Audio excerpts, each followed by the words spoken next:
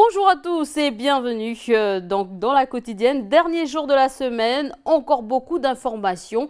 Alors pour le sport aujourd'hui, nous parlerons donc des entraîneurs sportifs. Détail avec Jamie Waimo. Ensuite pour la rubrique santé, aujourd'hui nous nous intéressons donc aux dons effectué pour le Vanuatu. Donc vous le savez, le Vanuatu a été dévasté par le cyclone Pam. Alors nous donnerons toutes les informations où est-ce que vous pouvez aller déposer vos dons pour le Vanuatu et où est-ce que vous pouvez aller vous renseigner. Ensuite, pour notre rubrique Demander le programme, nous irons à la rencontre d'un artiste, d'un slammer graffeur, Fabrizio. Donc avant de développer tous ces sujets, je vous propose de retrouver notre invité du jour.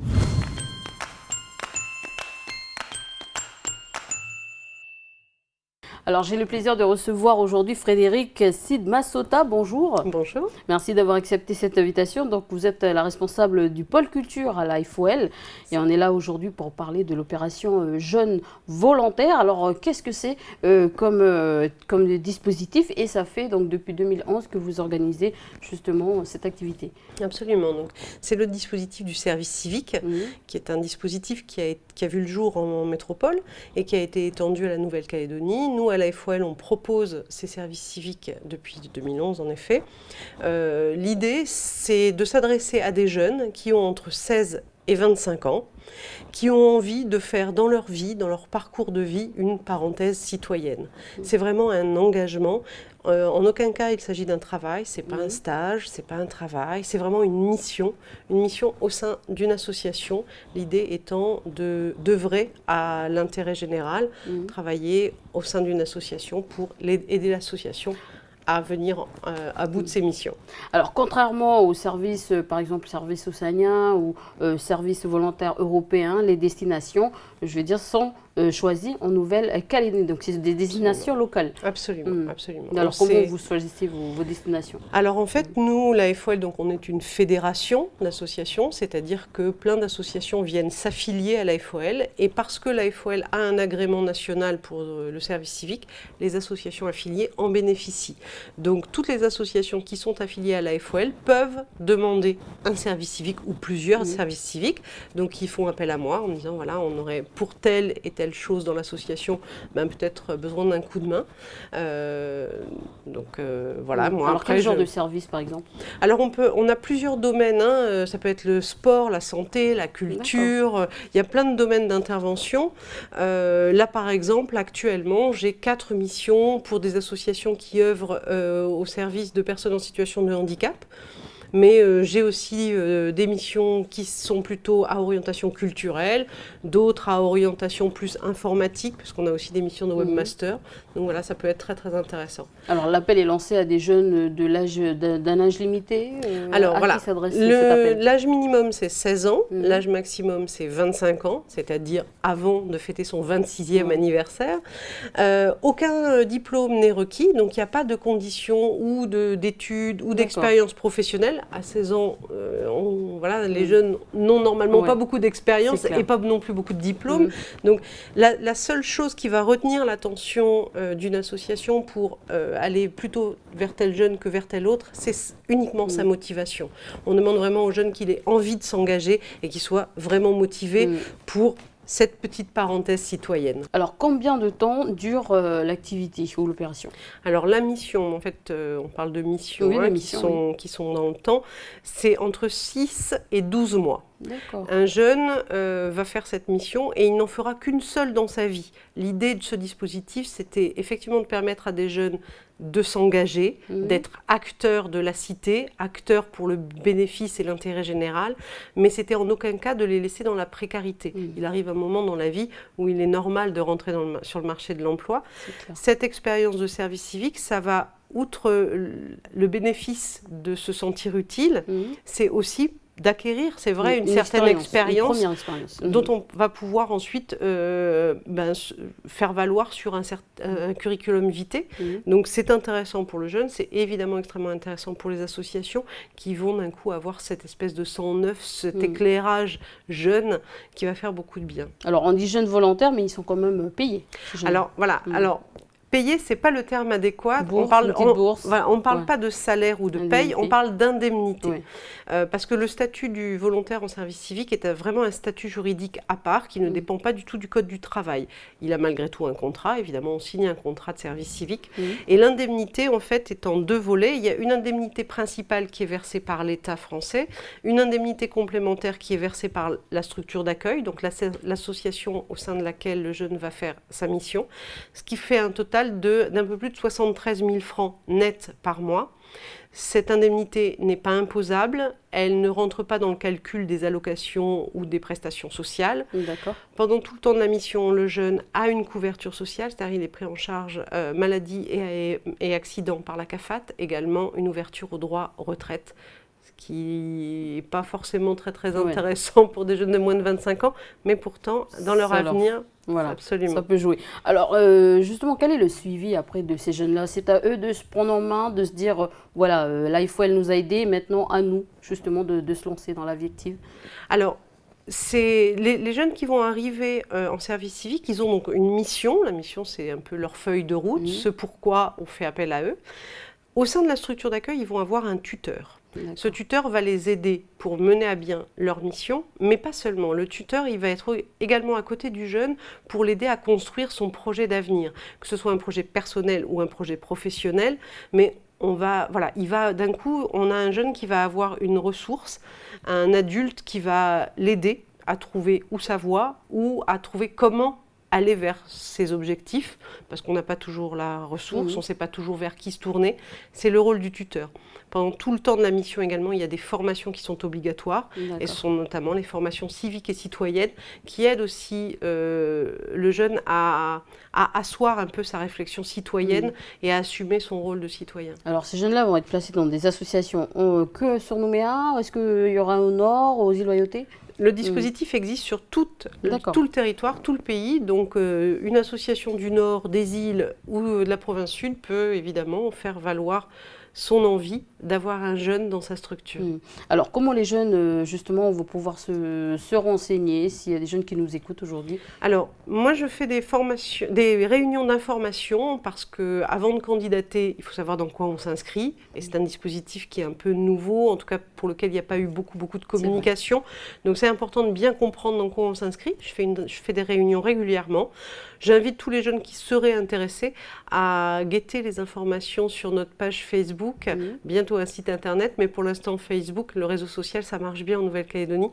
Donc vous tapez FOLNC, vous nous trouvez et j'indique systématiquement les dates de réunion et les missions que j'ai à disposition. D'accord. Un numéro de téléphone peut-être Absolument. Donc la FOL, le 27 21 40.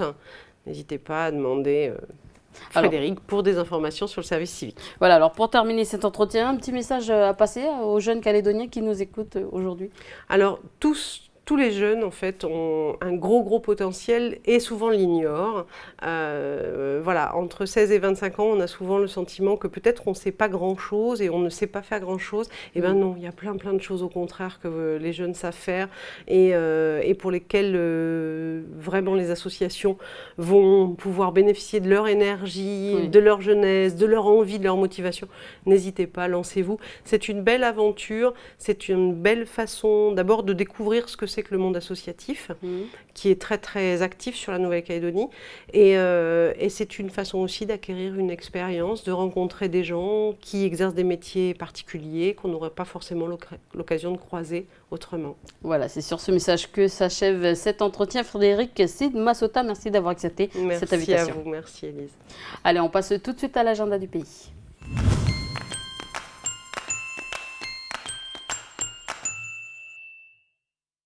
Bonjour Anna, c'est vendredi, c'est le jour des copains, c'est le dernier jour de la semaine et tu nous viens donc présenter l'agenda du pays. Bonjour Élise, bonjour à tous. Alors en ce dernier jour de la semaine, eh bien on va commencer par un appel qui est lancé par le Centre d'initiation à l'environnement. Eh bien, ils recherchent en fait des bénévoles pour les aider à protéger le sentier sous-marin de l'île aux Canards. Ces bénévoles, ils seront au préalable formés. Il y aura une formation sur 2 jours et ça se passera les vendredis 10 et 11 avril prochains. Alors, qu'est-ce qui sera enseigné durant ces temps de formation ? Alors, bien, on leur apprendra à savoir tout ce qui est important en termes de protection de l'environnement, des animaux, et ensuite, afin qu'ils puissent relayer l'info et puis informer, prévenir les croisiéristes, les plaisanciers, pardon, et toute autre personne qui viendra en fait sur l'île. Pour te donner un exemple, eh bien, ils vont informer la population sur la nécessité de faire attention aux coraux. Par exemple, on n'y pense pas, eh bien, on marche dessus. Eh bien ça, voilà, il faut éviter de leur marcher dessus, surtout avec des palmes, parce que ça abîme. Ou comme ça arrive souvent, eh bien, on ne fait pas attention aux œufs des oiseaux. Voilà, on marche n'importe où, on ne regarde pas où on met les pieds, et puis on les écrase, ou alors, des fois, tout bêtement, on s'amuse à les casser ou à les jeter. Voilà.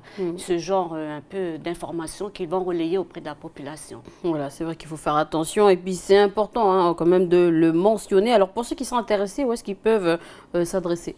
Alors, si ça vous intéresse, vous êtes féru d'environnement, vous voulez aussi aider, eh bien, vous pouvez appeler le 27 40 39.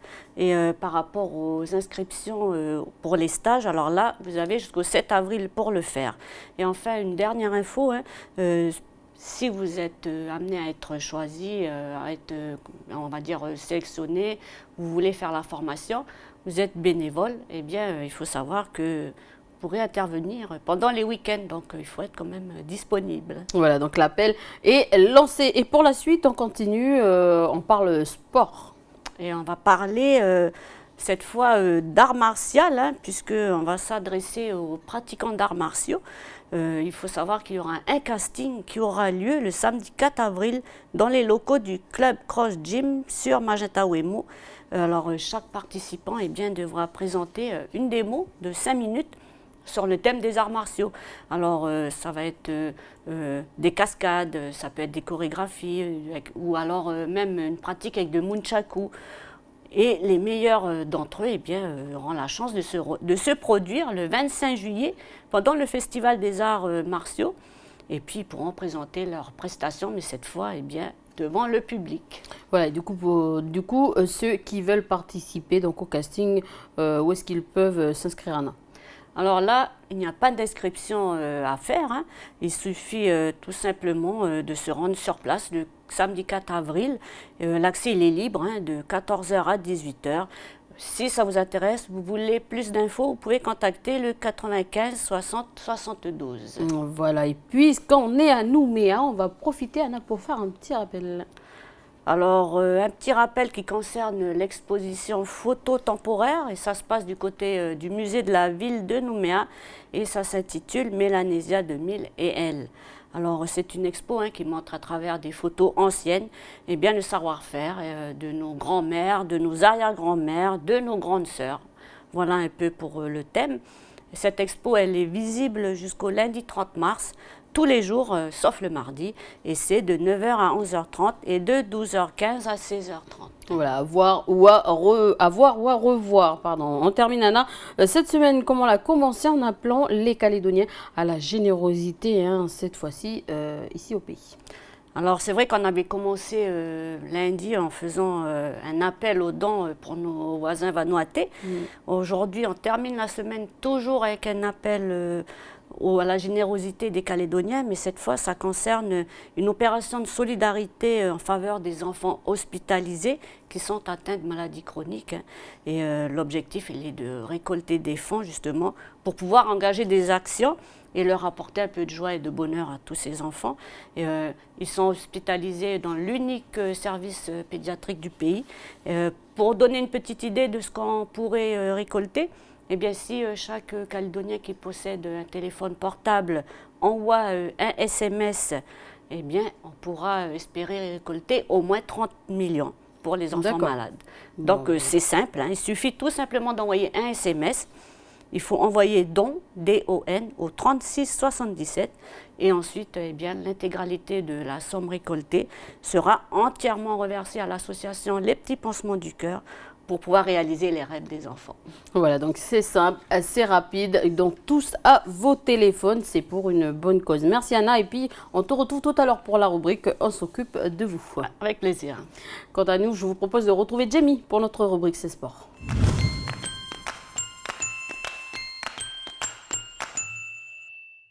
Bonjour Jamie, alors aujourd'hui il sera question de formation dans le monde sportif.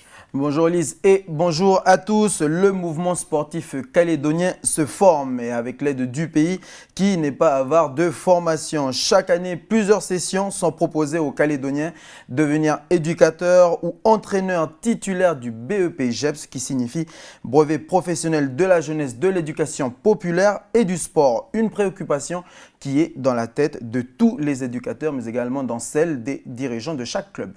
Alors de plus en plus de ligues s'alignent aux normes internationales. Par conséquent, les clubs doivent se conformer aux exigences. En effet, Elise, des exigences comme avoir un entraîneur titulaire du BEP-GEPS, je dirais que c'est la première exigence que l'on a de la part des ligues affiliées ou également auprès des fédérations. Un club ne peut évoluer parmi l'élite si l'entraîneur n'a pas le diplôme requis. Sans le diplôme, eh bien, c'est la descente assurée pour le club ou le sommeil général. Avoir des diplômes, c'est vraiment important pour le maintien de l'équipe parmi les meilleurs, tout simplement. Ok, mais ça c'est pour l'administratif, mais sportivement parlant, les bénéfices sont quand même énormes. Voilà, alors pourquoi c'est important, Elise, d'avoir des diplômes? C'est tout simplement pour dispenser des entraînements de manière ludique et surtout tactique. Judo, handball, natation, tennis de table et j'en passe. L'éducateur sportif enseigne sa discipline préférée à des publics variés, des jeunes surtout, mais également à des adultes. Et son activité va de la simple initiation à l'entraînement sportif de compétition. Voilà ce qui est du sentiment général. Après, plus spécifique au pays, les matchs internationaux contre les équipes françaises, néo-zélandaises ou encore australiennes montrent nos carences et nos limites sportives et tactiques, on le voit à travers les résultats. Et puis à l'heure actuelle, seul Tahiti arrive à organiser des compétitions internationales. Et puis surtout, Tahiti, c'est la seule nation du Pacifique française à avoir participé à des compétitions internationales comme le dernier en date, la Coupe des Confédérations. La sélection tahitienne s'était rendue sur le Brésil. Il faut savoir qu'à la tête de cette compétition, eh bien, tu avais un sélectionneur qui était un ancien footballeur professionnel et qui avait justement ce diplôme en question qui est le BEP-GEPS. Alors pourtant, nous avons le même statut que les Tahitiens. Ouais, donc, mais qu'est-ce qui fait qu'ils arrivent à faire la différence Je dirais que c'est la formation. La formation chez eux commence dès le plus jeune âge, dès petits. On apprend aux jeunes à devenir des éducateurs, pas à devenir, mais en tout cas, ils sont formés à apprendre, à connaître le métier. Et puis certains même n'hésitent pas à se rendre en métropole. Voilà un peu ce qui se passe sur Tahiti. Et c'est le cas aussi ici, en Nouvelle-Calédonie. On se demande si c'est possible de pouvoir enseigner je dirais, pas enseigner parce qu'on ne peut pas, pour des jeunes, leur donner des formations sanctionnées par un diplôme, mais au moins qu'on leur propose des initiations, découvrir sur plusieurs mercredis après-midi, par exemple, ce qu'est le diplôme, ce qu'est le métier d'éducateur sportif. Et puis donc, j'ai soumis la question auprès de la Ligue calédonienne du NSS. Est-ce possible qu'un jour, ici en Nouvelle-Calédonie, on puisse avoir, au lieu d'avoir des entraînements de football, eh bien, juste des après-midi à la découverte du métier qui est éducateur sportif? On écoute tout de suite la réponse de Madame Cazenave. Parce que ce n'est pas sa vocation. L'UNSS fait des formations de jeunes officiels, fait des formations à la vie, on va dire, avec le travailler ensemble, le jouer ensemble, le collectif, prendre des responsabilités, mais ne peut pas se permettre de faire des formations diplômantes qui permettent d'avoir ensuite un travail avec ce genre de formation. Le CTOS forme les BEP-GEPS. Donc c'est un diplôme qui permet d'avoir du travail sur le territoire dans le domaine des activités physiques et sportives. Il y a l'université qui, par son DUST, forme aussi des étudiants. Et donc il y a des organismes privés qui forment également pour les métiers du sport et les métiers d'éducateurs. Donc voilà, on a la réponse. En UNSS, aucune formation n'est proposée donc pour découvrir le métier d'éducateur sportif. C'est dommage, mais je pense que c'est, on va dire, dans les projets. Voilà, bien que la législation, Elise, oblige tous les clubs dans plusieurs disciplines à avoir son propre BE1 à l'époque, qui est maintenant le BEP-GEPS, certaines équipes tourne encore avec le diplôme d'animateur senior, qui est le diplôme AS. Si les fédérations et les ligues sportives venaient à les sanctionner, eh bien, la plupart des championnats se retrouveront avec 2 ou 3 équipes là-dessus. On n'est pas encore… C'est vrai qu'on exige de la part des clubs que tous les entraîneurs disposent du diplôme BPJEPS, mais on n'est pas encore arrivé au stade où tous les clubs, toutes les disciplines ont leur propre BPJEPS. C'est ce qui est dommage encore en Nouvelle-Calédonie. Alors, en parlant du travail de formation, à quel niveau doit-il être accentué? Alors, pour se former, je dirais qu'il n'y a pas d'âge. Le dévouement et la volonté d'évoluer constituent les principales motivations pour une personne de décrocher un diplôme. On parle toujours du BPJEPS. Plus il y aura d'éducateurs, et puis je dirais que mieux ce sera pour le sport. Des formations sont mises en place par le CTOS, notamment le comité territorial olympique et sportif. On fait venir des formateurs venus de métropole, ce qui fut le cas pour le parachute, qui a fait venir le champion du monde pour proposer des initiations et puis de la remise à niveau pour les éducateurs de la discipline ici en Nouvelle-Calédonie. Il était venu la semaine dernière. Et puis, tu as d'autres disciplines qui envoient des candidats pour se former en métropole. Voilà un peu ce qui est mis en place. Voilà un peu ce qui est effectué à l'échelle des clubs, à l'échelle des ligues ou encore à l'échelle du CTOS, qui est la grande instance sportive du pays.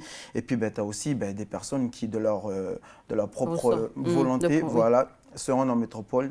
Ce fut le cas de M. Thierry Colleux qui était parti pour se former et là il est revenu les 8e dan et c'est de bon augure. Enfin, je veux dire que c'est une chance pour nous parce que grâce à son diplôme et aussi en tant qu'arbitre international, la Nouvelle-Calédonie peut participer en tant que pays indépendant à une compétition internationale, Jeux Olympiques ou Coupe du Monde. On a là un bel exemple. Voilà. Et si on ne figure pas justement dans ces différents cas de figure, que font les candidats? Alors, des formations gratuites sont proposées par une société, un privé qui sillonne le pays et propose aux jeunes du pays donc de découvrir le métier d'éducateur. Je vous propose la suite tout de suite, c'est en images.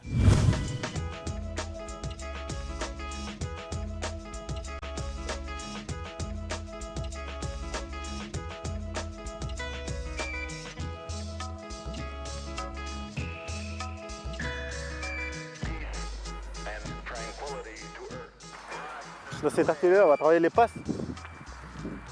Là, je vais vous prendre chacun, je vais vous placer dans les... là où il y a les coupelles. On va travailler le passe à 10. Sinon, vous pouvez pas vous placer dessus là où il y a les coupelles. Ouais.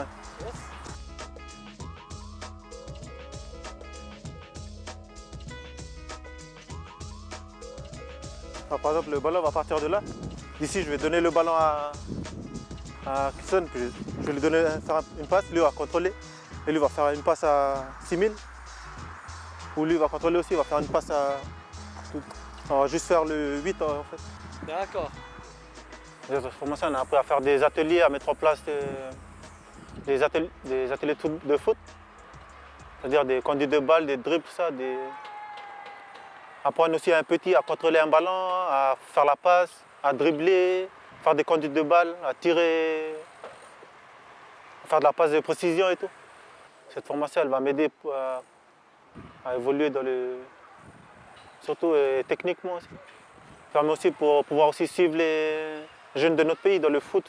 Parce qu'ils sont toujours, enfin, il y a beaucoup qui jouent au foot, mais ils sont toujours largués après, parce qu'ils n'ont pas de suivi derrière, tu vois. Il n'y a pas de suivi derrière, ça fait que du coup ils vont chercher leurs propres besoins ailleurs. Tu vois. Alors que ce qu'ils veulent des fois, ils ont envie aussi d'évoluer dans le foot puis être recrutés ailleurs et tout. Mais il n'y a pas la formation ici dans notre pays. J'ai aussi nos petits frères aussi qui viennent d'arriver, qui vont se lever aussi, qui vont pour le foot, pour n'importe quel sport. Notre niveau aussi, comme il est bas.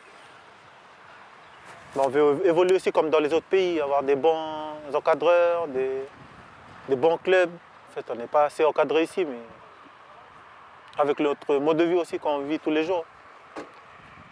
On doit avoir aussi des bonnes choses ici pour nous ici, surtout dans le sport. Je remercie la formation gratuite avec Kevin Koma et aussi ceux qui m'ont mis dedans. On va commencer avec Kathleen parce qu'après elle doit partir.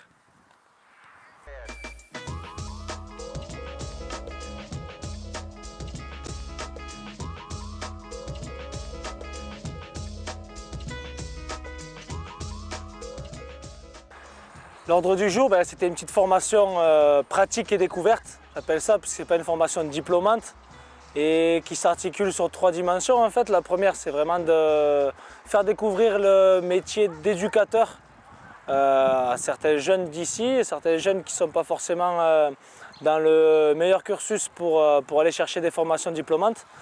Et donc la première idée, c'est de leur donner vocation et de leur faire goûter, leur faire toucher un peu ce que c'est qu'encadrer des jeunes et d'être sur un terrain. Donc aujourd'hui, c'est la version football. Mais l'idée, c'est qu'ils découvrent aussi vraiment le côté encadrement et que ça les aspire vers un métier passion, en fait. La deuxième, c'est peut-être aussi d'aider ces jeunes à aller vers ces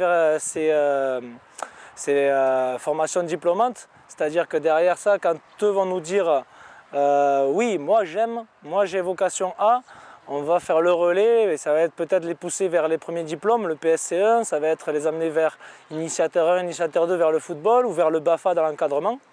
Et la troisième dimension, c'est justement cadrer un peu leur formation dans notre version. Parce que lorsqu'ils feront les stages pendant les vacances scolaires, ils soient à l'aise et ils soient responsables et ils soient de qualité sur le terrain en tant qu'éducateurs.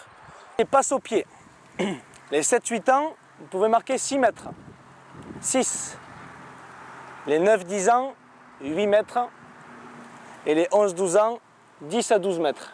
À 9-10 ans, ils commencent à frapper le ballon en l'air. Si on leur mettait sur le côté comme ça, ils vont dévisser, mais ils vont le toucher. Les plus petits, si on mettait le ballon en hauteur sur le côté, ils ratent le ballon, allez, 18 fois sur 20. Ok ? Pour les grands, les 11-12 ans, ça y est. Ils ont passé un cap dans leur développement où ils savent, au moment où le ballon est en l'air, le taper à la tête, le taper au pied, le contrôler, ils savent à quel moment il faut y aller.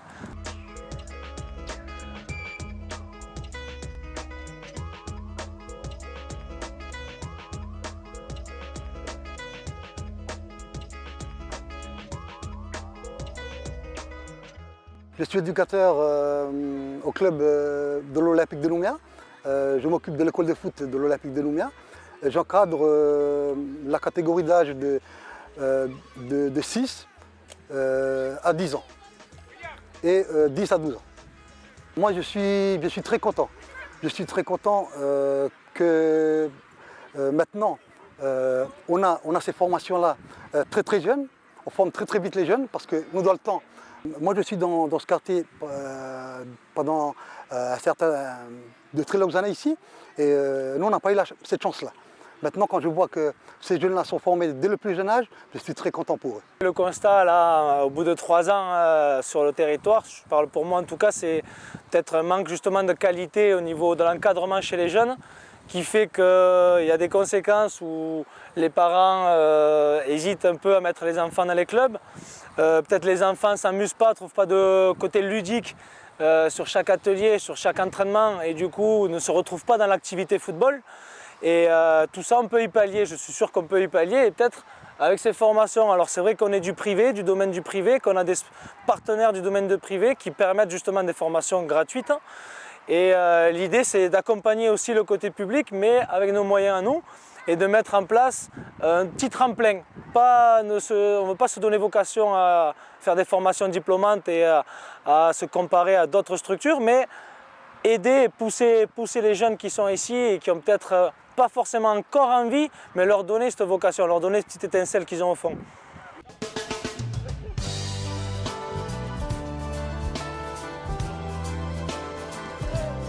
Dernière balle.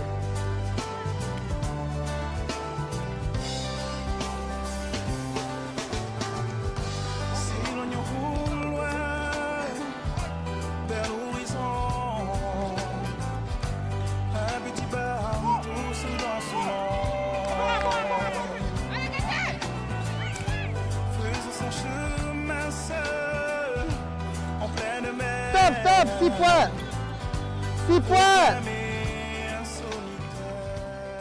Aujourd'hui, on a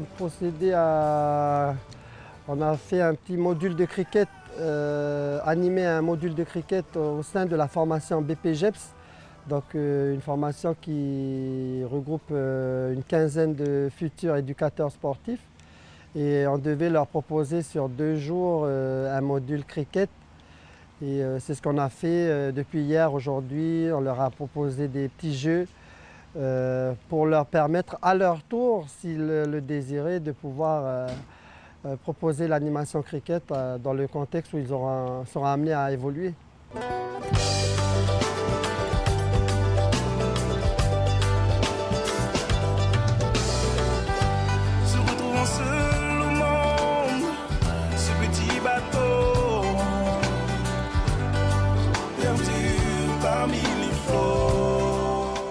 Ben, c'est vrai que pour enseigner le sport ici en Nouvelle-Calédonie, il faut forcément avoir un diplôme. Donc c'est obligatoirement passer par une formation. Il n'y en a pas beaucoup d'organismes de formation ici. Mais voilà, là, le CIS fait cette formation BPGEPS. Il y a aussi le pôle formation de la direction jeunesse et sport aussi qui organise des formations. Et voilà, ça se met en place quand même. Peut-être que des fois, c'est nécessaire de partir pour faire des formations à l'extérieur du pays. Mais voilà, c'est essentiel de passer par la formation parce que voilà, c'est acquérir des compétences, connaître un peu les différents publics qu'on est amené à encadrer. Et voilà, là, c'est déjà une belle brochette de 15 stagiaires. Je sais qu'il y avait eu une formation précédemment. Donc il y a de plus en plus d'éducateurs sportifs, en tous les cas, qui se forment en Nouvelle-Calédonie parce que c'est un champ qu'il faut forcément prendre en compte puisque la population néo-calédonienne, c'est une population sportive. Je ne sais pas les statistiques, mais le taux doit être important de sportifs depuis le plus jeune jusqu'aux les catégories un peu âgées, mais voilà, le sport est d'une manière présente en Nouvelle-Calédonie. Donc il faut des éducateurs sportifs formés et il faut que les institutions aussi, telles que les collectivités provinciales, territoriales, communales, voilà, proposent aussi des postes d'éducateurs pour accueillir ces éducateurs formés et encadrer nos jeunes au travers d'activités sportives.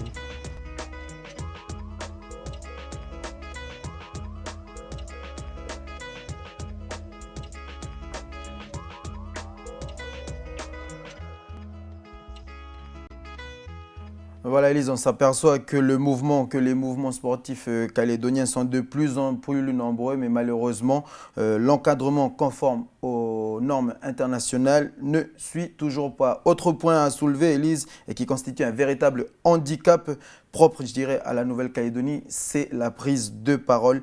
Difficile et je vais prendre l'exemple des petits jeunes Kanaks, de prendre la parole et de pouvoir donner des consignes de manière autoritaire, s'imposer en s'exprimant bien et également être pédagogique, c'est vraiment le point faible de nos éducateurs actuels. On a pas mal en ce moment d'éducateurs qui ont les diplômes, qui ont passé, qui ont eu ce diplôme de BPGEPS, mais le résultat derrière, après on ne peut pas juger sur 2 ans, mais le résultat derrière, il a du mal à évoluer au niveau de la discipline des joueurs, au niveau de la concentration sur le terrain. Pourquoi? Parce que le discours prôné par cet entraîneur, après c'est vrai que ça demande de la part de l'entraîneur d'avoir un véritable charisme de leader qui sait s'imposer. Tu sais bien dans notre milieu que c'est difficile de pouvoir s'imposer. Pourquoi? Parce que des fois dans l'équipe, tu as un grand frère, tu as un tonton. Donc on a du mal à s'imposer et puis ça constitue, c'est un exemple parmi tant d'autres, mais ça constitue un véritable handicap, voilà, un problème pour nous, pour évoluer sur le terrain. Après, voilà, c'est juste un petit message que j'envoie pour nos jeunes qui n'hésitent pas à partir pour se former. Même en métropole, ils reviennent. Tu as des autres entraîneurs qui étaient joueurs professionnels en France, ils reviennent ici, ils ont du mal à s'imposer. Pourquoi? Parce que tu as encore toutes ces petites barrières propres à la Nouvelle-Calédonie qui font que voilà, on n'arrive pas à évoluer. Et ça, c'est dommage parce qu'après, tu as un autre débat qui s'ouvre là, c'est les traditions. Après, là, je me mouille, mais j'assumerai. Les traditions qui prennent le dessus sur le sport de compartiments différents à dissocier, mais c'est très, très difficile. Non, mais c'est une réalité. Hein, c'est une réalité, voilà. Je lâche un petit message parce que voilà, je suis dedans, je vois un peu comment ça se passe et c'est un constat qui est général. C'est voilà. On a du mal à réussir avec un entraîneur de chez nous. Par contre, quand on a un entraîneur qui arrive de métropole, c'est le cas actuellement d'un club que je ne vais pas citer, Là, le résultat, il est flagrant. Mais après, à l'échelle internationale, tu vois, avec les pays africains, la plupart des sélections de football font venir des entraîneurs français. Les entraîneurs locaux ont du mal à s'imposer. Pourquoi? Parce qu'on retrouve les mêmes problèmes qu'ici. Donc voilà. En tout cas, concernant, oui. Voilà, je dirais que c'est dans ce côté-là, on a pas mal de choses encore à régler, mais ça avance petit à petit. Il y a pas mal d'évolutions au niveau des mentalités, puis au niveau de la réception, puis des objectifs. Là, maintenant, en la Nouvelle-Calédonie, on s'aperçoit qu'on est rentré dans un monde de plus compétition et moins, on va dire, football, beach et kermesse. Voilà. Alors, d'où l'importance... football, mais aussi pour les autres disciplines. Alors, justement, pour parler de la formation, d'où l'importance de commencer très, très jeune. Voilà, Élise, le jeune se familiarisera plus rapidement avec un public qu'il connaîtra de la tête aux pieds. Voilà, donc merci Jamie d'avoir parlé justement de la formation dans le monde sportif. On te retrouve la semaine prochaine. La semaine prochaine. Merci Élise et puis merci à tous. Allez, on passe tout de suite à notre rubrique « On s'occupe de vous ».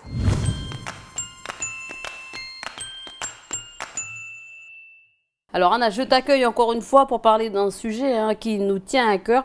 Donc nous terminerons la semaine avec le Vanuatu, donc le cyclone Pam qui est passé récemment. Donc a tout dévasté chez nos voisins. Donc les pays de la zone s'organisent pour leur venir en aide et nous aussi. Donc nous participons à cet élan de générosité envers nos frères mélanésiens durement touchés. C'est vrai que nous avons eu de la chance, on a été épargnés. Ce n'est pas le cas pour nos voisins vanuatais, puisque maintenant, voilà, c'est la désolation là-bas. Et l'heure, elle est encore au bilan. Ils n'ont pas fini d'évaluer, évidemment, tout ce qui est fait au niveau des dégâts par PAM. Bon, moi, je voulais, avant de rentrer dans le vif du sujet, faire une petite présentation. Peut-être que tout le monde ne sait pas où se situe le Vanuatu. Alors, déjà, c'est un archipel et il est situé en Mélanésie. Il est composé de 81 îles et qui sont pour la plupart toutes d'origine volcanique. L'archipel est situé à 1750 km à l'est de l'Australie et au nord-est de la Nouvelle-Calédonie. Voilà un peu pour la situation géographique, on va dire. C'est vrai que ça fait une multitude d'îles qui compliquent un peu la tâche pour le recensement des besoins et l'acheminement des dents justement pour le Vanuatu. C'est vrai que c'est compliqué, il faut du temps. Il faut du temps pour pouvoir atteindre chaque village qui a été dévasté par PAM. Et on le rappelle que PAM, c'était un cyclone de catégorie 5 sur 5, avec notamment des rafales qui étaient supérieures à 320 km/h. C'est vrai que le Vanuatu est habitué aux cyclones, puisqu'ils sont assez régulièrement touchés par ces phénomènes. Mais les habitants disent bien que PAM fut pire que le cyclone Huma qui a été aussi dévastateur en 1987. Bon, on va dire que nous, on a beaucoup de chance, Anna, d'être épargnés. Et puis nous avons connu aussi plusieurs cyclones, nous aussi, ravageurs, comme cela remonte à plusieurs années. Je peux rappeler celui d'Erika qui a été vraiment dévastateur. C'est vrai, et puis les Calédoniens, ils se souviennent sûrement. Il y a eu notamment un qui est resté dans les annales, qui s'appelle Allison, et c'était en 1975, c'était un cyclone qui avait fait beaucoup de dégâts ici. Il y a eu aussi Jeanne en 1981, puis en 1988, il y a eu le cyclone Anne, qui avait fait aussi pas mal de dégâts, et puis il y a eu en 1996 le cyclone Betty qui a laissé aussi beaucoup de souvenirs chez les Calédoniens, et qui avait fait beaucoup de dégâts. Et puis la dernière en date qui a marqué un peu le pays, en fait, c'était une dépression tropicale forte et elle s'appelait Vania et c'était en 2011. C'est pour ça en fait qu'on peut comprendre la détresse de nos frères vanuatais, car nous avons vécu justement cette situation avec les champs dévastés, les toitures arrachées. Donc du coup, Anna, concrètement, comment cela se passe justement pour coordonner toutes les actions des Calédoniens qui veulent apporter leur aide? Et je sais que les Calédoniens sont nombreux, ils sont nombreux à donner pour le Vanuatu. C'est vrai, et puis même nos voisins, les autres pays de la zone, le Fidji. Voilà, eux aussi, ils se mobilisent. Par exemple, la Nouvelle-Zélande et l'Australie, ils ont promis respectivement de débloquer 2,5 millions de dollars en aide initiale et 5 millions de dollars australiens. Il y a eu aussi 4 avions militaires qui ont été dépêchés par ces deux pays pour acheminer justement des vivres et des médicaments pour la population du Vanuatu. Citant aussi le Royaume-Uni, l'Union européenne et puis bien sûr la France et la Nouvelle-Calédonie. Et la Nouvelle-Calédonie, puisque le gouvernement de Nouvelle-Calédonie, justement, a quant à lui d'ores et déjà débloqué une aide d'urgence de 30 millions de francs CFP. Et puis maintenant, pour répondre à ta question par rapport à la coordination des moyens, par rapport aux initiatives locales, eh bien, le Haut Commissariat a appelé justement les Calédoniens à se rapprocher des associations caritatives comme la Croix-Rouge, le Secours catholique ou Saint-Vincent-de-Paul, puisque eux, ils sont habitués à gérer justement ce type de situation et puis ils sont déjà en lien aussi avec des services de la mission d'assistance aux sinistrés. Ils sont déjà rodés, on va dire. Voilà, en tout cas, nous verrons justement comment ça se passe du côté de la Croix-Rouge grâce à la caméra d'Alexandre Sigura.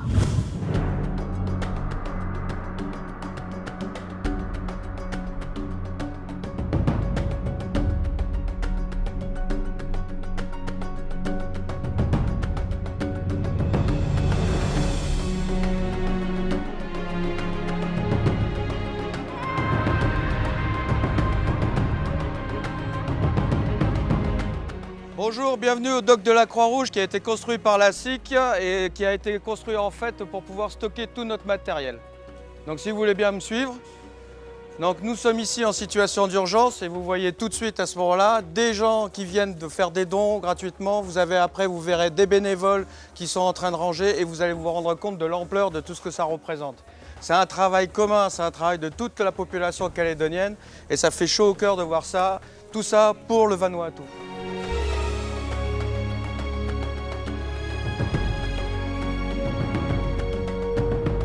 Le secteur est divisé ici en 3 parties. Vous avez une partie publique qui sert de dépôt, vous avez une partie de tout ce qui est urgence au niveau des matériels de première nécessité. Et ensuite, vous avez une partie qui est pour tout ce qui est action sociale, etc. C'est ce qu'on voit à l'heure actuelle.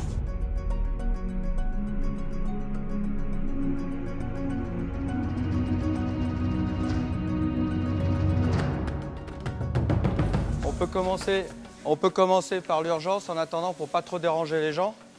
Donc ici, vous avez déjà, il commence à être un peu vide puisque nous avons déjà envoyé 2 usines de traitement d'eau sur le Vanuatu. Déjà du matériel de première nécessité qui est parti hier avec le Vendémiaire. Il nous reste encore les 2 tiers du matériel qui va bientôt partir. Vous avez par exemple des kits cuisine, des kits kitchen, c'est-à-dire en fait tout le matériel nécessaire pour faire la cuisine, des outillages, des nattes, des bâches, etc. pour aider les gens qui ont perdu leur maison, etc. C'est vraiment des kits de première nécessité. Donc voilà pour l'ensemble. C'est pour ça que ça commence à se vider. On va bientôt avoir un départ d'ici 2-3 jours, quoi.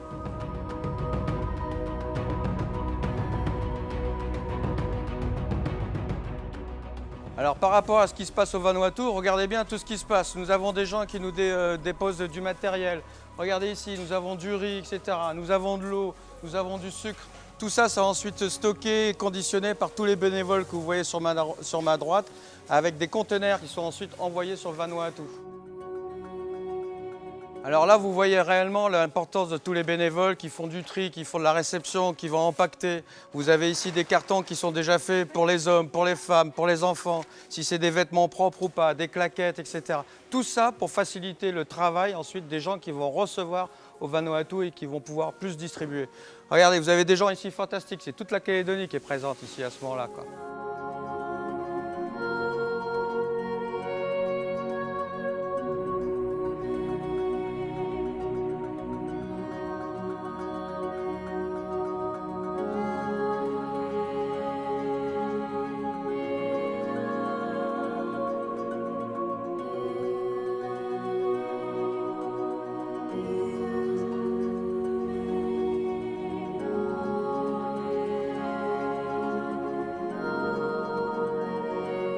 Ça, c'est les sinistrés d'il y a une quinzaine de jours, suite aux inondations sur Thio.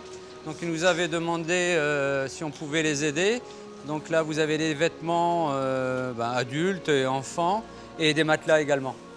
Donc, on avait suspendu la délivrance des matériels et des dons à Thio, le temps que le cyclone passe. Maintenant, voilà.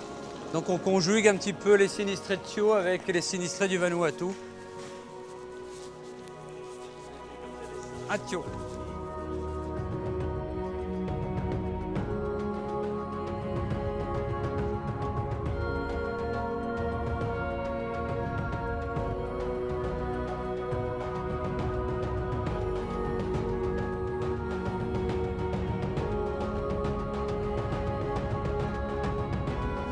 Voilà, c'est le dernier. Donc en même temps, ce que je préfère dire aussi, c'est qu'il ne faut pas nous emmener des jouets, ce n'est pas le moment. Il ne faut pas nous emmener non plus des couvertures. Les couvertures, c'est la saison chaude, les gens ils n'en ont pas nécessairement besoin. Il ne faut pas prendre des pulls, etc. Pensez que ça s'adresse à des gens qui sont au Vanuatu. Et vous le savez, ils sont comme nous, ils sont un peu plus chauds. On est encore en période chaude. Donc s'il vous plaît, essayez de sélectionner vos matériels. Merci beaucoup, ça va nous faciliter grandement après le travail. Vous avez ensuite derrière vous, vous avez aussi des matelas. Parce que vous avez des gens qui ont tout perdu. Donc il y a déjà des casiers qui sont vides, parce qu'il y a déjà des choses qui ont été conditionnées et tout, et après au fur et à mesure, c'est ce qui reste. Vous voyez, on utilise le maximum au niveau espace et tout, quoi. Pour la petite histoire, la Corsa, on la garde.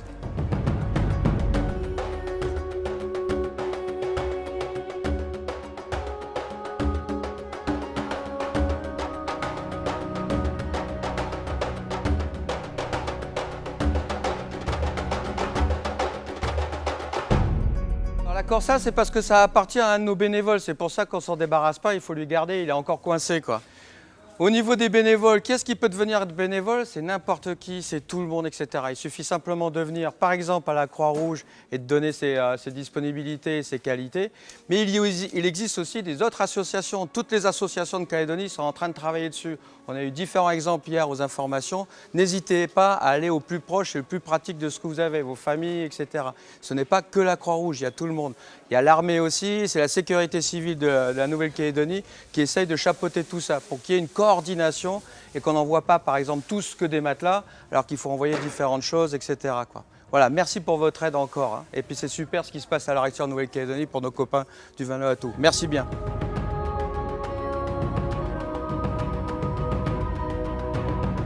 Aujourd'hui, j'ai mobilisé mes apprenants pour qu'ils viennent trier les vêtements parce que parmi nous, on a un apprenant qui est vanuatais, c'est David. Et David, je pense, n'est-ce pas, que tu es particulièrement touché par ce qui se passe puisque ta famille est originaire de Malikolo et qu'aujourd'hui, qu'est-ce que tu ressens? Ah oui, c'est vraiment malheureux que je suis dans cette situation-là. Mais je veux dire grand merci à la Croix-Rouge de Nouvelle-Calédonie pour cette façon. Et ta maman est actuellement sur Malikolo et tu es sans nouvelles? Oui, non, pas encore. Voilà, donc pour nous, c'était important de faire un geste vis-à-vis de la classe. Ça permettait de montrer à David qu'on était solidaire avec lui, mais aussi avec ce pays qui malheureusement a subi un ravage assez terrible.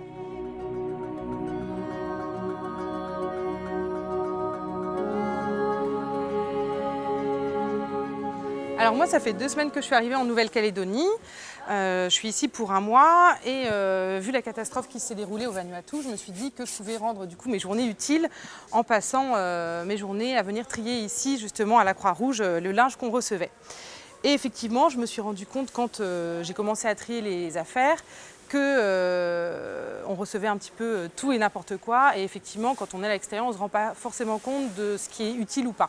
Et c'est vrai que ce qui est important, c'est vraiment de se mettre du coup à la place des gens qui vont recevoir les colis. Et effectivement, ce que nous, on ne mettrait pas, ne pas les envoyer au Vanuatu.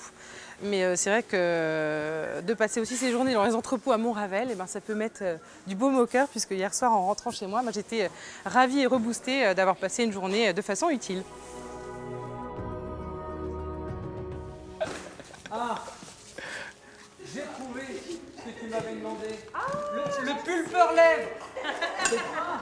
Je tiens à dire que si le dock est ouvert tout au long de l'année, normalement c'est beaucoup plus vide et beaucoup plus calme. Mais n'hésitez pas à passer pour vous renseigner parce qu'en fait tout au long de l'année on se prépare pour le cyclone suivant, etc. Maintenant, si vous me permettez bien, il faut que j'aille bosser, quoi. C'est parce que là je suis au taquet, hein, je suis vraiment à fond. Hein. Merci beaucoup encore. Hein. Merci pour votre aide. Hein. Au revoir. Dimanche, on ne bosse pas le dimanche. Ah non, c'est le jour de la messe.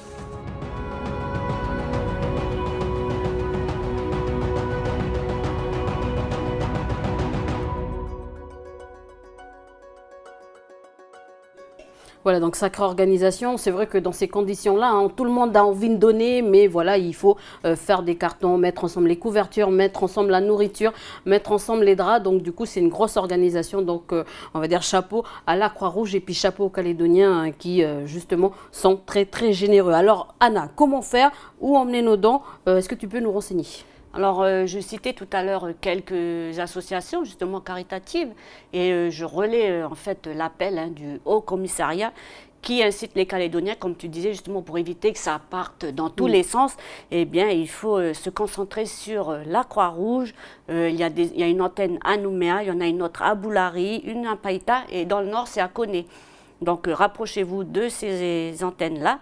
Et puis, il y a aussi le Secours catholique. Et puis, il y a beaucoup d'autres actions qui sont menées partout sur le territoire. Et puis, que ce soit aussi bien par les institutions que par les particuliers. Alors, comme par exemple, eh bien, un monsieur qui a un voilier et donc qui a voulu lui aussi contribuer à cet élan de générosité. Donc, il a organisé une collecte et puis il se propose même... ensuite, avec tous ces dents récoltées, eh bien, de les emmener, de les acheminer directement avec son voilier jusqu'au Vanuatu. C'est bien, ça, c'est une belle initiative. Si tu veux, eh bien, on regarde ce reportage. Il a été filmé par Mara Lourde.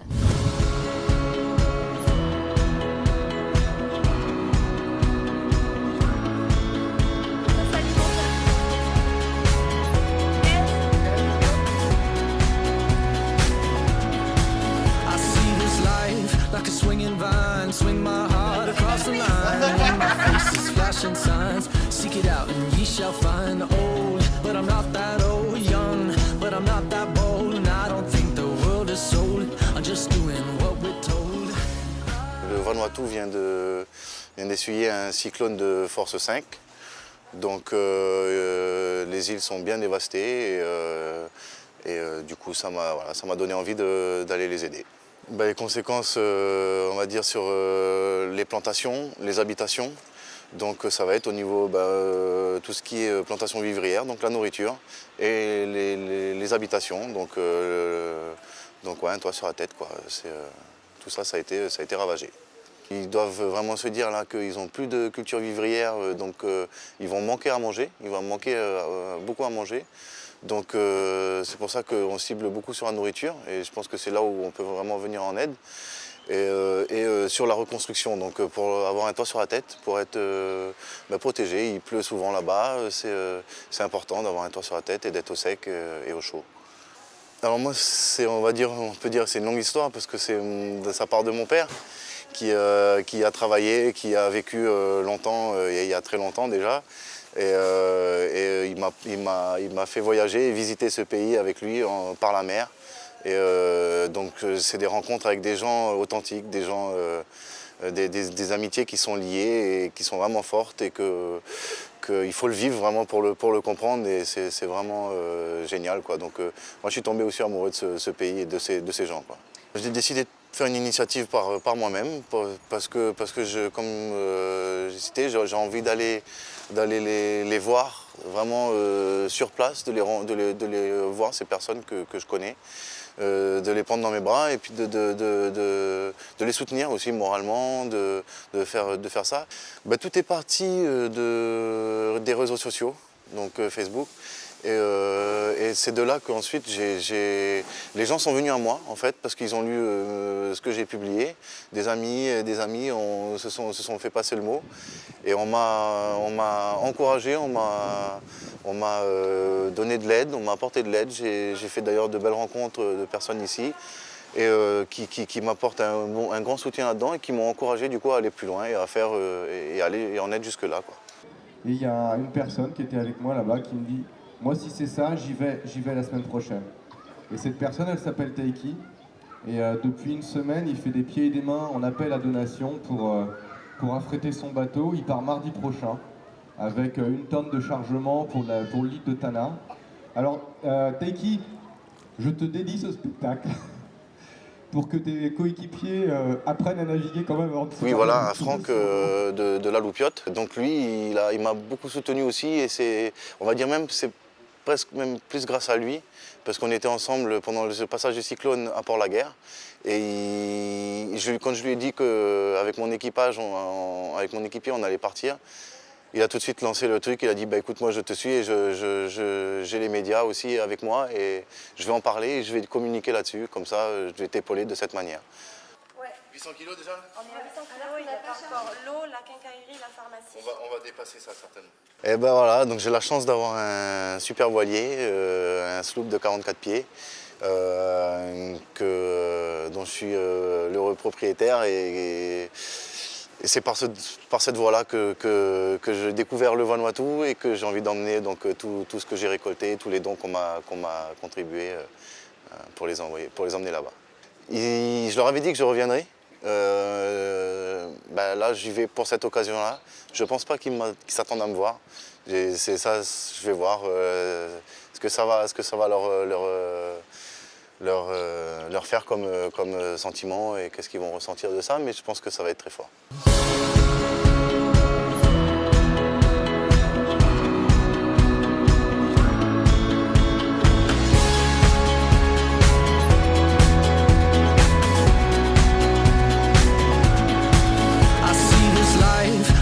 Voilà, donc c'est une belle initiative et puis on souhaite bon vent à Teiki, notre marin au grand cœur. Voilà, Anna, est-ce que tu as d'autres informations à nous transmettre concernant les dons?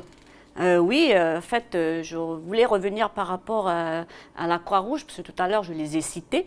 Et j'avais cité aussi le Secours catholique, Saint-Vincent-de-Paul, mais il y a aussi les clubs de service, ils sont nombreux sur le territoire, ils récoltent les dons aussi. Et puis, il y a même, figure-toi, les stations-service, qui eux aussi récoltent les dons un peu partout sur le territoire. Donc voilà, si les Calédoniens veulent donner, eh bien ils n'ont que l'embarras du choix, soit aux îles, au nord, au sud, on a la possibilité de donner. Donc il faut juste se renseigner. Voilà, j'avais envie de citer aussi la FINC et aussi les petites et moyennes entreprises, la CGPME aussi, qui eux aussi ont ont donné des dons justement pour le Vanuatu. Donc il est possible de faire un don où qu'on soit, dans le sud, dans le nord, aux îles Loyauté. Donc merci Anna pour toutes ces informations. Et puis je voudrais rendre hommage également à la générosité des Calédoniens et puis rendre hommage aussi à nos frères du Vanuatu pour ce qu'ils ont vécu durant ce cycle. Merci à toi et puis on se retrouve la semaine prochaine. Bon week-end. Et bon week-end. Voilà, on passe tout de suite à notre rubrique Demandez le programme.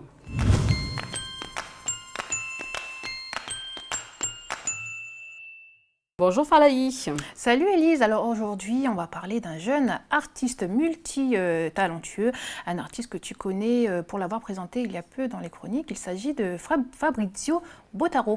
C'est vrai, il est slammer, c'est vrai qu'on l'a présenté déjà dans notre chronique avec Chloé Yentao dans la rubrique Demandez le programme. Exactement, et il n'est pas que slammer, il a commencé à écrire des textes hip-hop à l'âge de 15-16 ans, il a d'ailleurs gagné la première place au concours organisé dans le cadre de la francophonie.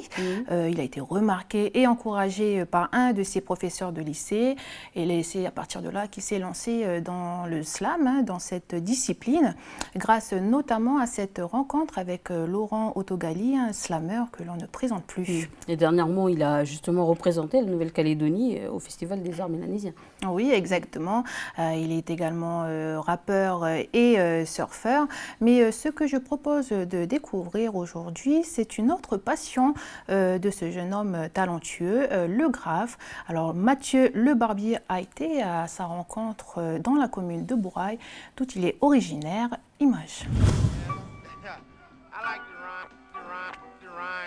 All of us are born with the miraculous ability to determine the direction.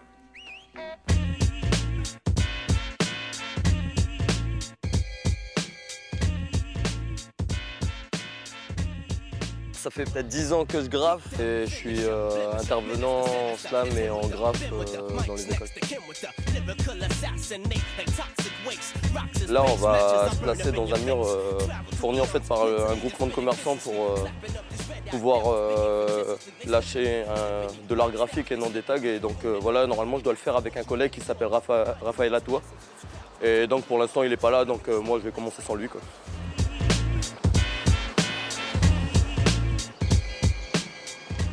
Alors ça, c'est un graphe que j'ai déjà fait. Et donc là, je vais le continuer un peu plus loin. J'ai commencé à dessiner lorsque j'étais petit, je devais avoir 3 ans. Mon grand-père, il me lâchait tout le temps des petits cahiers pour dessiner. Donc après, arrivé au collège, la culture hip-hop a commencé à faire son apparition. Et donc le rap, le graphe et tout, on commençait à voir ça dans tous les sens. Les petits tags à la Vandale partout sur les poubelles en passant et tout. Bon, on est tous passés par là. Et après, des grands frères qui m'ont présenté des bombes de peinture, qui m'ont appris à m'en servir et c'est grâce à eux aujourd'hui que voilà, je titille un peu la bombe, quoi.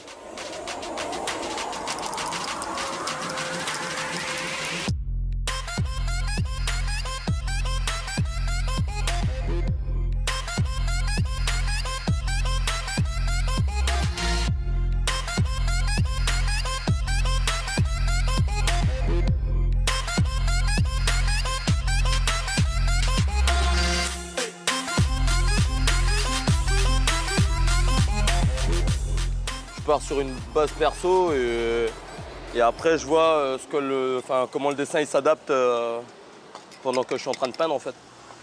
Il n'y a pas vraiment de truc préparé à la base, c'est juste de l'adaptation au mur, quoi.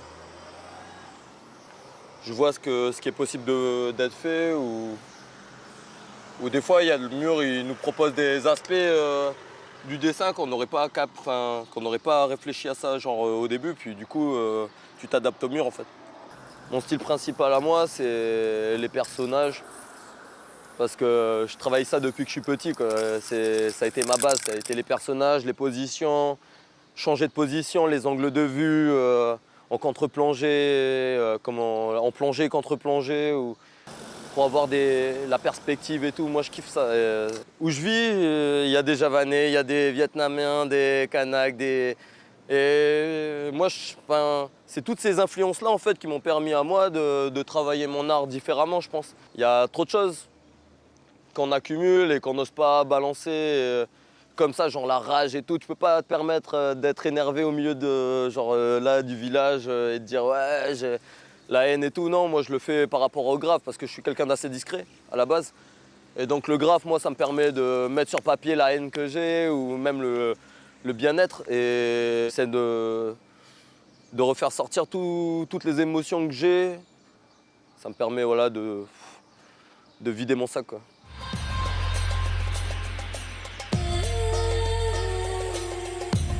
Alors là, je viens de faire genre une base et en fait, je reviendrai terminer avec Raphaël, le collègue, pour finaliser en fait tout le mur, parce qu'on a tout le mur pour nous, donc à nous de venir avec le matos. Là pour l'instant je viens avec ce que j'ai. J'ai lâché une esquisse vite fait, mais je terminerai la prochaine fois que je viendrai, quoi.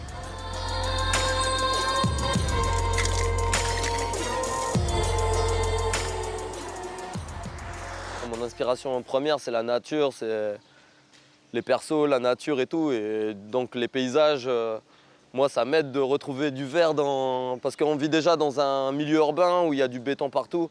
Pour moi, tout ce qui est nature et tout, ça permet de remettre un peu de nature sur quelque chose en béton, quoi. Enfin, quelque chose de moche, de gris, de tout pâle et tout. Ça met de la couleur. Alors cette fresque, en fait, c'est une représentation de Bourail. Je l'ai faite avec Raphaël Atoua, qui est aussi graffeur. Et en fait, ça parle de Bourail, de la mer à la montagne, comme c'est un village qui est placé juste au centre. Ensuite, moi je suis parti sur une base de Bagnan, l'esprit de la nature, je kiffe le naturel et tout, et du coup voilà, moi ça me permettait de mettre une touche tribale, on va dire, dans ce que moi je fais aujourd'hui, quoi. Là on s'est représenté la Nera en fait, qui est par rapport à la légende, c'est l'endroit qui conduit, c'est la rivière qui conduit les esprits jusqu'à la mer en fait. Et donc on a représenté ça parce que en fait c'est bien le changement entre tout ce qui se passe entre l'eau qui coule de la montagne et qui se déverse en fait à l'océan juste après. Des cocotiers et des pins colonnaires qui représentent l'homme et la femme. Là en fait le lézard qui est la représentation de Bourail, quoi, le lézard mâle, qui forme en fait une vague à la mer, genre en délire, en mode qui représente un peu la force, la puissance. Et ensuite des têtes de vieux qui nous surveillent, quoi. Ma culture kanak, elle m'inspire dans le sens où, grâce à ces légendes, moi je me suis fait ma propre interprétation dans ma tête et j'arrive à retranscrire ce que j'ai perçu et j'arrive à le remettre sur papier, soit au niveau de texte ou au niveau de dessin, quoi. La culture kanak, elle est remplie de messages et tout, et moi ça m'a permis de retranscrire ces messages-là par rapport à un outil moderne qui est la bombe, quoi, la bombe de peinture. Pour moi, l'inspiration, elle vient par rapport au mur que tu dois faire. Le graffini n'est jamais vraiment le même que celui qu'on avait préparé à la base, quoi. C'est vraiment parce que des fois, tu vois des choses qui apparaissent à un endroit et tu te dis, ouais, en fait, je kifferais être là, tu vois. Enfin, je kifferais faire ça ici plus que ce que j'avais préparé, quoi. Et du coup, il y a des choses qui changent. Mais tout ça, c'est en fonction du mur, en fonction des traits que tu as fait, de l'espace que tu as utilisé sur le mur et tout.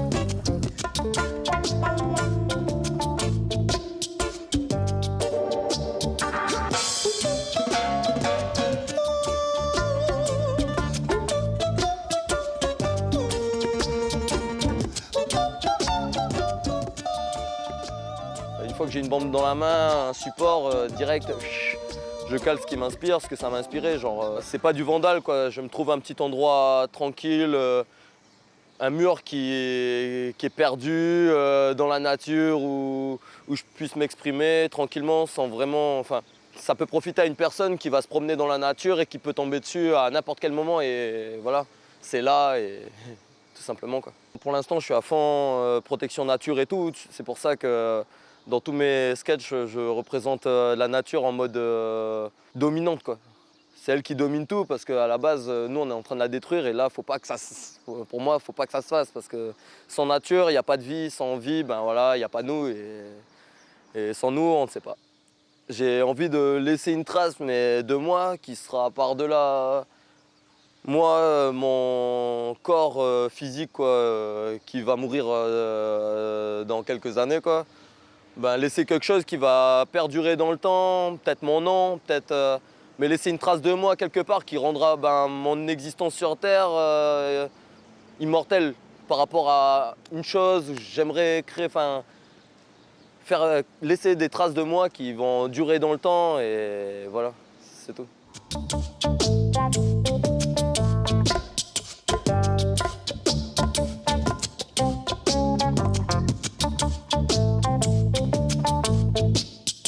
Voilà, donc j'aime bien sa petite phrase, laisser les traces de moi qui vont durer dans le temps, c'est joliment dit, et je pense qu'il est sur la bonne voie. Oui, je partage complètement ton opinion. On a pu voir dans le reportage son engagement et sa motivation qu'il partage avec d'autres jeunes à travers des ateliers slam et graphe dans les écoles. Donc voilà, dès qu'il y a transmission de savoir, on laisse déjà une trace de soi à travers ce partage. Voilà, en tout cas, on lui souhaite bon courage pour la suite. Et nous, on continue donc avec l'actualité culturelle. Oui, actualité musicale plus précisément, avec le premier concert de l'année pour le Conservatoire de musique de Nouvelle-Calédonie. C'est Tribute to Herbie Hancock qui ouvre les festivités. Herbie Hancock, c'est un pianiste, claviériste et compositeur de jazz né aux États-Unis. Donc, il est l'un des musiciens de jazz les plus importants et influents du moment. Il est aujourd'hui une source d'inspiration pour de nombreux artistes.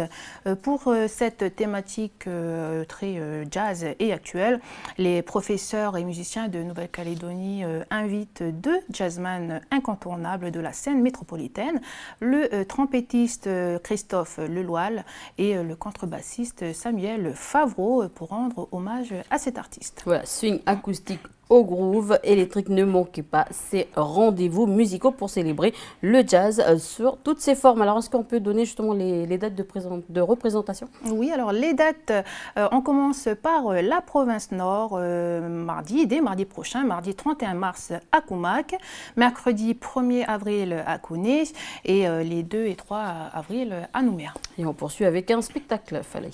Oui, c'est du théâtre avec le Centre culturel Tibaou. La pièce pièce s'intitule L'histoire et l'endroit. Elle est écrite par Pierre Gopp, mise en scène par José Renaud et jouée par la troupe de théâtre du Nord. Donc c'est une production du Centre culturel provincial Guamois-Boirat en partenariat avec l'AFMI, soutenue par la province Nord et l'antenne de Comac du Conservatoire de musique et de danse de Nouvelle-Calédonie. Alors de quoi ça parle cette pièce de théâtre ? Alors, on est plongé dans un monde où les animaux ont la parole et les spectateurs assistent en fait à la construction du centre culturel de Yengen.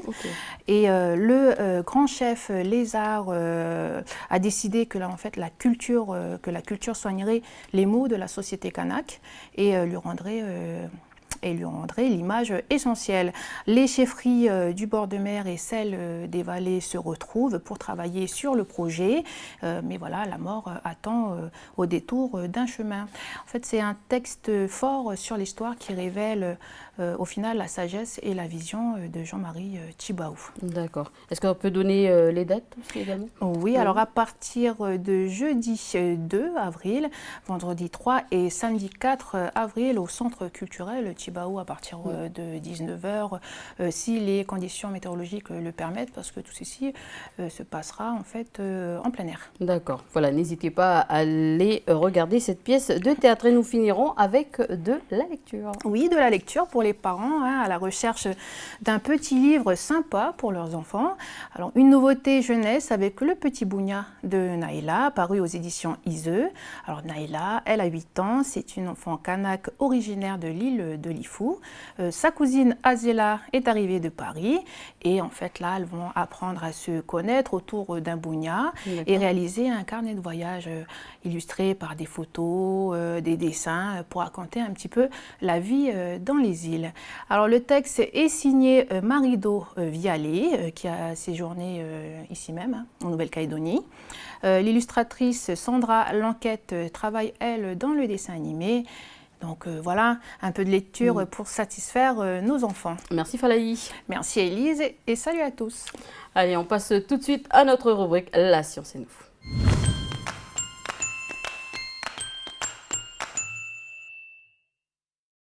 Bonjour Mara. Salut Elise, salut à tous. Le gaspillage et la surconsommation sont les fléaux modernes responsables en grande partie de la détérioration de notre environnement et de l'épuisement de nos ressources naturelles. Tous les jours, nous sommes confrontés au gaspillage sous toutes ses formes, que ce soit du gaspillage alimentaire, du gaspillage d'énergie, du gaspillage d'eau, du gaspillage d'objets de consommation courante. Sur tous les plans, il y a du gaspillage que nous avons d'ailleurs largement tendance à sous-estimer. Voilà, alors qu'on ne devrait pas, si chacun fait un effort, ça pourrait changer beaucoup. Et au point où on en est, vaudrait mieux qu'on change nos habitudes. Et oui, la consommation responsable, c'est un axe de travail très important pour la préservation de notre environnement. Alors entre solutions d'avenir et éco-gestes au quotidien, nous allons voir aujourd'hui comment nous pouvons lutter contre ce gaspillage de la vie de tous les jours, en commençant par un des plus désolants, le gaspillage alimentaire. Jeter la nourriture, quand il y a des gens qui meurent de faim dans le monde, le sont pour moi d'abord. Donc c'est sûr que c'est pas très responsable. Et oui, et pourtant les chiffres sont là, comme tu disais, on le fait tous. Ils sont accablants. 1 milliard de tonnes d'aliments par an sont gaspillés. De gros efforts donc sont à faire au niveau du fonctionnement des industries, où se situent 40% des déchets alimentaires, mais aussi au niveau des ménages qui chaque année jettent chacun entre 20 et 30 kilos de produits alimentaires. C'est vrai que c'est beaucoup, un chiffre à ne pas nier. Alors comment faire pour diminuer ce chiffre catastrophique? Alors des gestes simples qu'il ne faut pas négliger, car si tout le monde le fait, mais ça pourrait vraiment changer les choses. Alors à notre niveau, ça passe par exemple n'acheter que ce qui est nécessaire, faire une liste de courses avant d'aller au supermarché, en fonction des stocks qu'on a chez nous. Éviter de faire des courses aussi quand on a faim, puisqu'on sait que ça incite à nous faire des achats compulsifs et inutiles. Il faut faire attention aussi aux offres promotionnelles qui ont tendance à nous faire acheter beaucoup trop par rapport à ce qu'on est capable de manger. Il faut faire également attention aux dates de péremption qu'il faut savoir décrypter, et ce n'est pas une chose si simple, on a déjà eu l'occasion d'en parler. Bien conserver ses aliments aussi, c'est quelque chose d'important, donc il faut suivre bien sûr les consignes de conservation sur les emballages, ranger son réfrigérateur en fonction des dates limites aussi de consommation, ça peut aider. Voilà, ce sont des petites astuces à retenir et à accommoder en fonction de chacun. L'important, c'est que jeter de la nourriture ne soit pas un acte anodin, que chacun se rende compte de l'importance que ça a. Bien sûr, et c'est valable dans tous les domaines. Pour l'énergie électrique, il faut penser à éteindre les lumières lorsque l'on sort d'une pièce, par exemple, éteindre les appareils également, ne pas se contenter de les mettre en veille, on le sait. Et ne pas laisser son chargeur de téléphone toujours branché, hein, aussi, ça c'est important, hein. C'est une chose qu'on fait souvent. Et oui, souvent par inattention ou même par flemme, il faut bien l'avouer. On a tendance à laisser notre chargeur de téléphone branché, même lorsque le téléphone est déjà, la batterie est complètement déjà rechargée. Et du coup, on consomme de l'énergie complètement inutilement. Alors il y a un système qui existe, qui permet à la prise USB utilisée pour recharger le téléphone de se débrancher automatiquement une fois que la batterie a été rechargée à fond. Donc c'est déjà pas mal comme idée, et d'ailleurs ça fonctionne assez bien, ça a été adopté par plusieurs grandes marques de téléphones, mais plus récemment, un groupe de chercheurs israéliens a mis au point une batterie d'un nouveau genre qui nous permettrait de recharger nos téléphones en 30 secondes, top chrono. On regarde. Charger son téléphone en moins de 30 secondes, un rêve au moins pour certains qui sera réalité d'ici 3 ans. Selon StoreDot, un spin-off d'une université israélienne. On utilise pour cela des nanogouttes qui sont conçues en laboratoire à partir de matériel organique et qui ne mesurent que 2 nanomètres de long. Elles stockent l'énergie rapidement dans une forme compacte plutôt que dans les piles lithium actuellement utilisées. Ce qu'on va voir maintenant, c'est la pile, notre propre pile. Celle-ci a été créée avec du matériel bioorganique. Elle est actuellement chargée à 21%. Et nous allons montrer que dès qu'on la connecte au chargeur, en 30 secondes, elle doit être complètement chargée. Elle va durer 2 ou 3 heures. On a donc une marge de progression et d'amélioration. Mais pendant que je vous parle, on voit qu'elle se charge très rapidement. À l'avenir, toutes les piles seront chargées comme ça.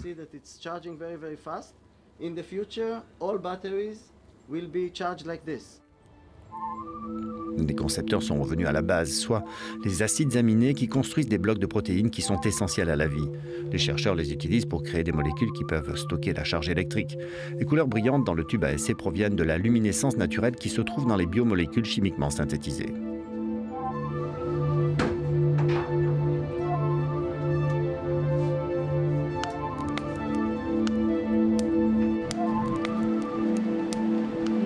La production de ce chargeur pourrait être lancée d'ici la fin 2016 avec un coût estimé à plus de 2 fois celui d'un chargeur actuel.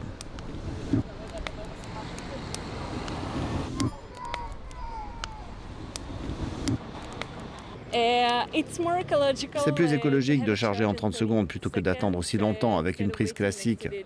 Donc oui, je pense que c'est génial.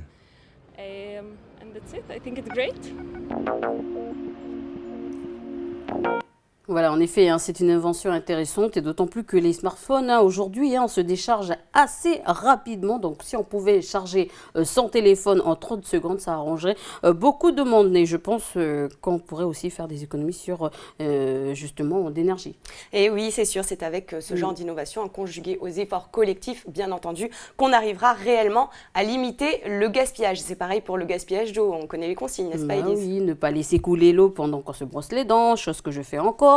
Pendant qu'on fait la vaisselle, contrôler les fuites éventuelles, prendre les douches plutôt que des bains. Et oui, voilà, ce sont tous ces petits gestes simples qui vont permettre de sauvegarder un peu d'eau. Et il n'y a pas de petites économies au sujet des douches. Oui, une douche de courte durée consommera bien évidemment moins d'eau qu'un bain, c'est sûr. Mais pour ceux qui y restent plus de 10 minutes, là, la tendance s'inverse. Attention. En gros, voilà, il faut prendre conscience de la valeur de cette ressource qui n'est pas illimitée du tout. Ce n'est pas parce qu'on a la chance d'avoir juste à ouvrir un robinet pour en avoir que c'est inépuisable. Un jeune designer suédois a mis au point un système de douche inspiré du matériel des astronautes. Alors, serait-ce la douche du futur ? On regarde. Comment économiser de l'eau ? Une des solutions vient de l'espace et des astronautes. En effet, dans une station spatiale, on ne fait que recycler continuellement l'eau. Pourquoi donc ne pas décliner cela sur Terre ? Et c'est la question que s'est posée Merdan Marjoubi, un designer industriel suédois. Il a conçu la douche Orbsys, un système de purification qui recycle l'eau pendant qu'on prend sa douche. Comme dans une station spatiale, la douche fonctionne en circuit fermé. Dès qu'elle sort de la douche, l'eau est instantanément recyclée en eau potable avant de repartir dans le système et de tomber à nouveau par le pommeau. Et comme l'eau est déjà chaude, il est à peine nécessaire de la réchauffer. C'est un peu compliqué. Quand l'eau est collectée dans l'évacuation, elle passe par le système de purification qui consiste en une microcapsule qui filtre les plus grandes particules avant de passer par une nanocapsule qui, elle, va filtrer les plus petites particules pour être sûr que l'eau qui parvient à l'utilisateur, après être passée dans la boucle de recyclage, est parfaitement propre et agréable pour une douche. Pour le designer industriel, la douche qui recycle l'eau est la douche de l'avenir. On pourrait ainsi économiser 90% d'eau et 80% d'énergie tout en améliorant le confort et l'hygiène. Notre marché concerne tous ceux qui prennent une douche et le plus grand profit à réaliser se trouve sur des segments de marché où la consommation de l'eau est élevée, comme les salles de gym, de sport. Cela concerne aussi les foyers où les coûts liés à la consommation de l'eau sont élevés. Autant dire que le marché est prometteur, même si une douche ne dure que quelques minutes, un système bon marché peut faire consommer 70 litres d'eau.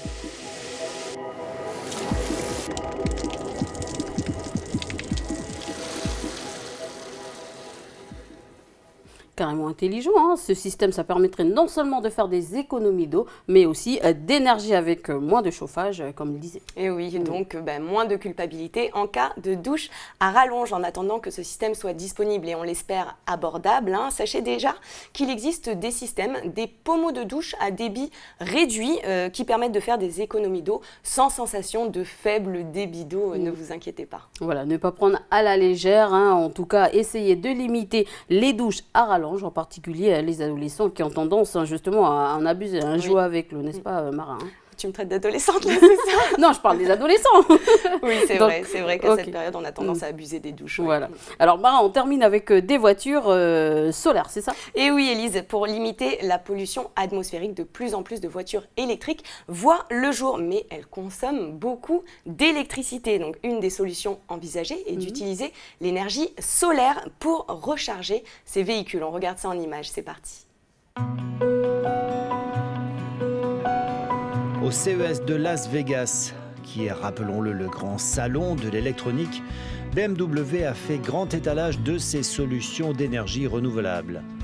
Au-delà de son concept car, le fabricant allemand a présenté un abri qui protège la voiture du soleil tout en la rechargeant grâce à ce même soleil.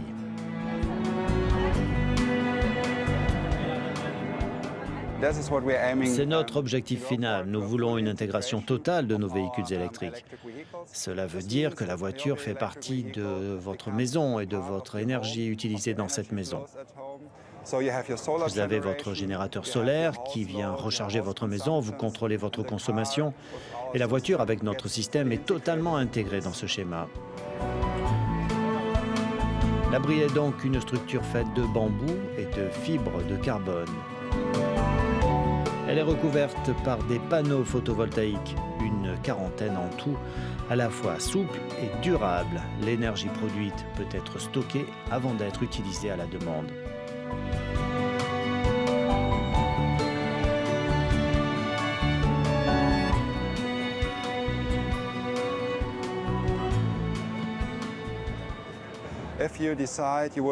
Si vous le voulez, cela vous permet de charger votre voiture uniquement à partir de l'énergie solaire. Quand vous n'êtes pas là, cela stocke votre énergie solaire pendant le jour pour charger la voiture pendant la nuit. On a pu faire cela avec un système énergétique domestique intelligent qui prend en compte la voiture.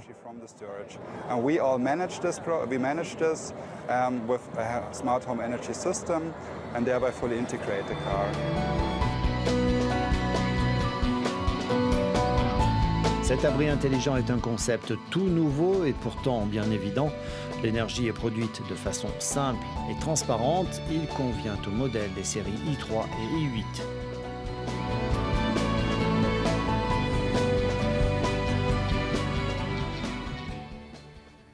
Eh bien, dis donc, hein, la voiture qui se recharge sous son abri solaire, c'est vraiment une idée géniale. Mais bon, ça va demander un gros investissement. Donc, acheter une nouvelle voiture et puis changer de garage. Et oui, c'est sûr que ça ne va pas être donné hein, si c'est les particuliers qui doivent faire l'effort. Bon, en même temps, on ferait des économies au niveau de l'essence à long terme. Alors, je tiens juste à souligner par rapport au reportage que la grande nouveauté avec cet abri solaire, c'est en particulier sa capacité à stocker l'énergie si la voiture n'est pas placée en dessous. L'énergie sera ensuite utilisée pour recharger recharger la voiture, parce que les abris solaires existaient déjà, mais sans ce système ingénieux de stockage. Enfin voilà, dans 100 ans, hein, peut-être qu'on aura tous des douches de l'espace, des garages et des toits entièrement recouverts de panneaux photovoltaïques et des chargeurs de téléphone ultra rapides. Peut-être. Mais en attendant, avant d'en arriver là, n'oubliez pas, consommer de manière responsable, limiter au maximum le gaspillage. Ce sont des actes qui aident plutôt à préserver notre planète et les futures générations. Merci Mara, à la semaine prochaine. Merci à toi Elise, à la semaine prochaine. Voilà, c'est la fin de cette émission. Merci de nous avoir suivis. Je vous souhaite un très bon week-end.